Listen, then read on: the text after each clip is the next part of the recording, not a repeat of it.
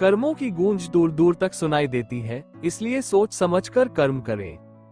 अच्छे कर्म ही इंसान के परिचय होते हैं, आपके कर्म ही आपकी पहचान बनाते हैं। गीता में श्री कृष्ण कहते हैं, जो जैसा करेगा वो वैसा ही पाएगा। कर्म का फल समय के साथ मिलता है, चाहे देरी से ही मिले लेकिन मिलता जरूर है। एक समय की बात है, एक छोटे से गांव में एक मेहनती किसान रहता था जिसका नाम रामू था। रामू हर रोज सूरज उगने से पहले उठता, खेतों में कड़ी मेहनत करता और फसलों की देखभाल करता। उसका मानना था कि मेहनत ही जीवन का असली रास्ता है और यही सब कुछ तय करता है। उसके गांव में कई लोग थे जो केवल भाग्य पर विश्वास करते थे। वे सोचते थे कि जो कुछ भी होता है वो उनके भाग्य में पहले से लिखा होता है। रामू के पड़ोस में एक व्यक्ति था जिसका नाम मोहन था। मोहन बिल्कुल उल्टा था। वो हमेशा कहता, जो भाग्य में लिखा है वही होगा, मेहनत करने का कोई फायदा नहीं। वो सारा दिन आराम से घर पर बैठा रहता और भगवान से प्रार्थना करता कि उसका भाग्य अच्छा हो जाए। एक साल बारिश कम हुई और गांव में सूखा पड़ गया। कई किसानों की फसलें बर्बाद हो गई। मोहन बहुत परेशान हो गया क्योंकि उसने मेहनत नहीं की थी और अब उसकी कोई भी फसल नहीं थी। उसने सोचा कि उसका भाग्य ही खराब है और इसमें उसका कोई दोष नहीं है। दूसरी तरफ रामू ने कड़ी मेहनत की थी। उसने सूखे की स्थिति के लिए पहले से तैयारी की थी। उसने अपने खेतों में पानी की व्यवस्था की थी और अपनी फसलों को बचा लिया। जब गांव में भूखमरी की स्थिति उत्पन्न हुई तो रामू के पास पर्याप्त अन्न था और उसने गांव के अन्य लोगों की भी मदद की। इस घटना के बाद गांव के लोग रामू के पास आए और उससे पूछा, तुम्हारा भाग्य इतना अच्छा कैसे है? रामू ने मुस्कुराते हुए कहा, ये भाग्य की बात नहीं है, ये कर्म की बात है। मैंने अपनी तरफ से पूरी मेहनत की और भगवान ने मेरा साथ दिया। भाग्य हमेशा मेहनती लोगों का साथ देता है। मेहनत और कर्म कभी धोखा नहीं देते। बुरा वक्त अच्छे कर्मों से ही टलता है। कर्म का खेल बड़ा निराला है, जैसा बोओगे वैसा ही पाओगे। भाग्य से ज्यादा आपका कर्म आपकी सफलता तय करता है। कर्म का फल तो हर किसी को भुगतना ही पड़ेगा, चाहे आज हो या कल। कर्म से बड़ी कोई पूजा नहीं है और मेहनत से बड़ा कोई भगवान नहीं।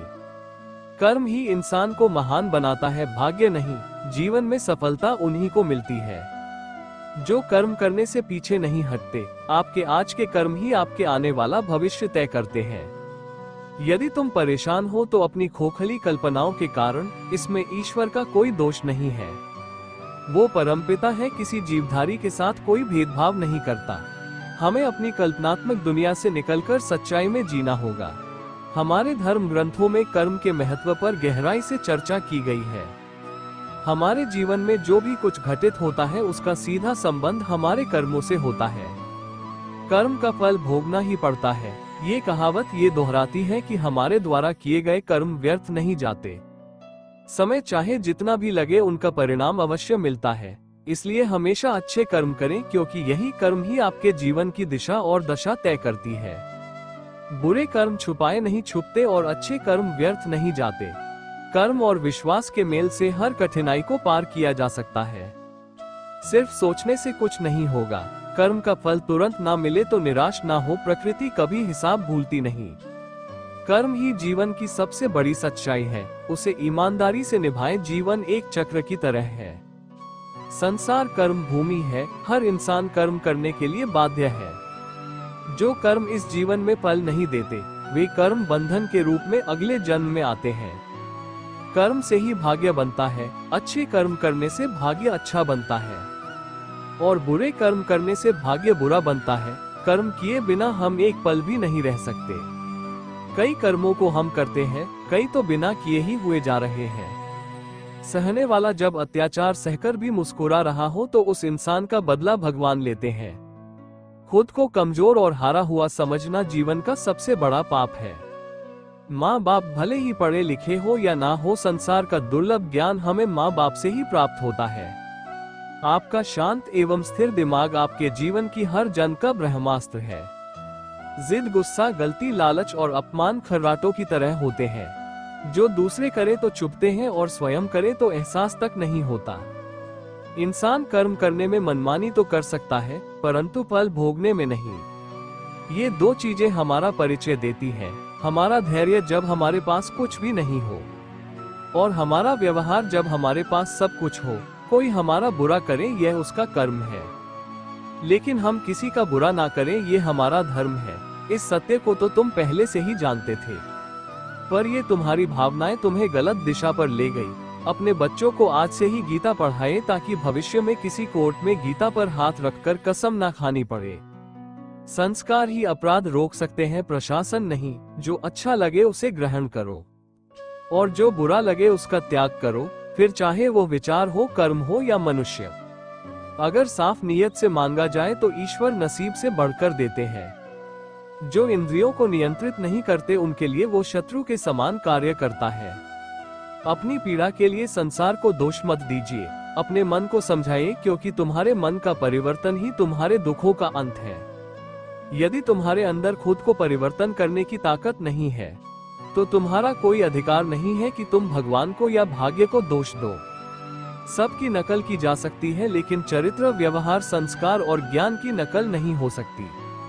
विश्वास को केवल कमाया जा सकता है। जीवन की अधिकांश गलतियां जल्दबाजी में लिए गए फैसलों के कारण होती है। सोच समझकर विश्लेषण करें और फिर उस पर कर्म करें। छल, कपट और पाप का फल इसी धरती पर भुगतना है। एक चेतनशील प्राणी होने के नाते यह महत्वपूर्ण है कि हम क्या करें और क्या नहीं करें को पहले सुनिश्चित करें। मनुष्य के जीवन में सुख दुख, लाभ हानि, जय पराजय, सफलता विफलता, पाप पुण्य आदि का निर्धारण कर्म के आधार पर होता है। अतः फल प्राप्ति की नहीं, कर्म की चिंता करें। कर्म करना आपके वश में है, परंतु फल आपके हाथ में नहीं है। कहने का आशय स्पष्ट है कि हम जैसा कर्म करते हैं और जिस नियत से करते हैं, उसका प्रभाव उसी रूप में हमारे तन, मन और वाणी पर पड़ता है। याद रखिएगा, समय किसी को क्षमा नहीं करता। जो बदला जा सके उसे बदलिए, जो बदला ना जा सके उसे स्वीकार करिए, और जो स्वीकारा ना जा सके उससे दूर हो जाइए। लेकिन खुद को खुश रखिए, क्योंकि वह भी एक बड़ी जिम्मेदारी है। निराश नहीं होना, कमजोर आपका वक्त है, आप नहीं। यहाँ तुम्हें लड़ना भी खुद है और संभालना भी खुद है। अगर कोई तुम्हें दुखी करे तो बुरा मत मानना, क्योंकि लोग उसी पर पत्थर मारते हैं जिस पेड़ पर ज्यादा मीठे फल होते हैं। गीता का ज्ञान भुलाकर मानवता सदा ही हारी है, इसलिए संसार में आज भी महाभारत जारी है। ऊपर वाले की न्याय की चक्की धीमी जरूर चलती है, लेकिन याद रखना ये पिसती बहुत अच्छे से है। अगर भगवान तुम्हें ज्यादा इंतजार करवा रहे हैं तो तैयार रहना, वो उससे कहीं ज्यादा देने वाले हैं। जितना तुमने मांगा था, मेरा तेरा छोटा बड़ा, अपना पराया मन से मिटा दो, फिर सब तुम्हारा है और तुम सबके हो। बारिश की बूंदें भले ही छोटी हो, लेकिन उनका लगातार बरसना बड़ी नदियों का बहाव बन जाता है। वैसे ही हमारे छोटे छोटे प्रयास भी जिंदगी में बड़ा परिवर्तन ला सकते हैं। बुद्धिमान व्यक्ति ईश्वर के सिवा और किसी पर निर्भर नहीं रहता। अपनी पीड़ा के लिए संसार को दोष मत दो, बल्कि अपने मन को समझाओ, क्योंकि तुम्हारे मन का परिवर्तन ही तुम्हारे दुखों का अंत है। ईश्वर के प्रेम में रोने का जो आनंद है, वो इस संसार की माया में हंसने में भी नहीं है। मनुष्य के जीवन की परिस्थिति चाहे जैसी भी हो, उसे हर परिस्थिति में अपने परिवार के साथ रहना चाहिए। अगर उसके जीवन में सुख हो तो परिवार के साथ सुख और भी बढ़ जाएगा, और उसके जीवन में अगर दुख हो तो उसके परिवार के सहारे से वो दुख कम हो जाएगा। किसी का अच्छा न कर सको तो बुरा भी मत करना, क्योंकि दुनिया कमजोर है, लेकिन दुनिया बनाने वाला नहीं। मन के सारे राज हर किसी को बताना अनुचित है, क्योंकि कब मित्र शत्रु बन जाए कहा नहीं जा सकता।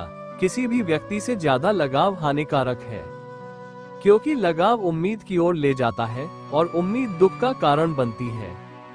आज जो कुछ तुम्हारा है, पहले किसी और का था और भविष्य में किसी और का हो जाएगा। परिवर्तन ही संसार का शाश्वत नियम है। जीवन में परिवर्तन एक ऐसी सच्चाई है जिसे कोई भी टाल नहीं सकता। ये संसार निरंतर बदल रहा है, और इस बदलाव को स्वीकार करना ही हमारी मानसिक शांति और विकास के लिए आवश्यक है।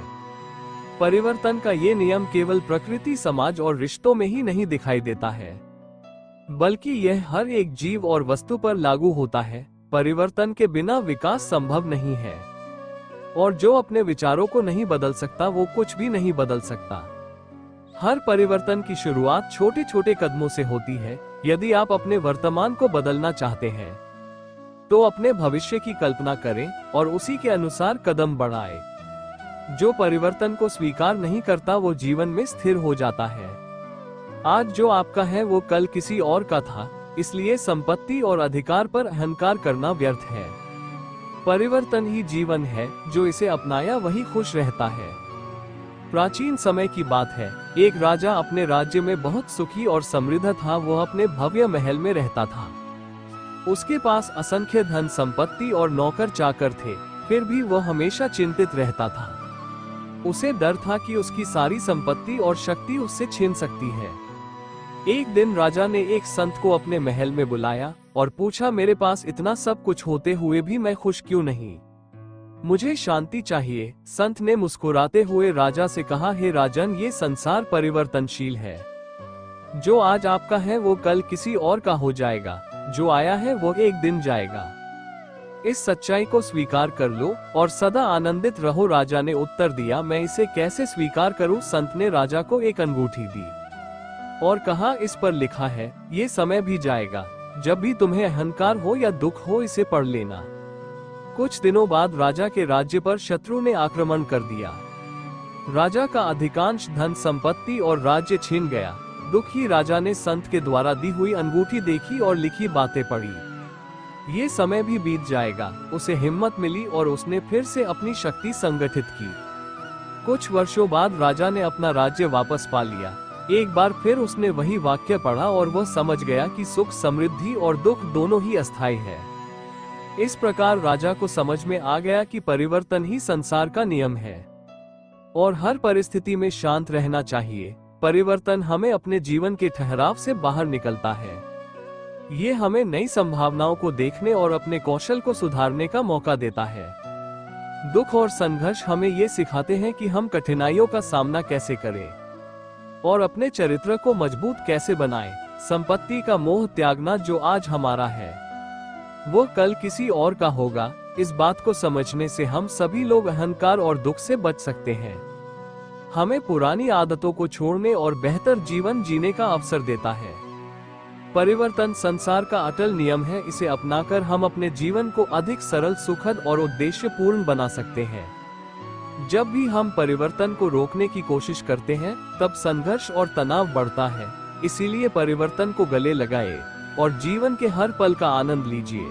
अगर आपको यह वीडियो पसंद आई हो तो इसे अन्य लोगों के साथ जरूर शेयर करें। वीडियो को लाइक, चैनल को सब्सक्राइब जरूर करें। यदि आप हमारे चैनल पर नए हैं तो चैनल को सब्सक्राइब करें, जिससे आगे आने वाले हर वीडियो की जानकारी आप तक सबसे पहले पहुंच सके। आज के इस वीडियो में बस इतना ही। बने रहें हमारे साथ। राधे राधे।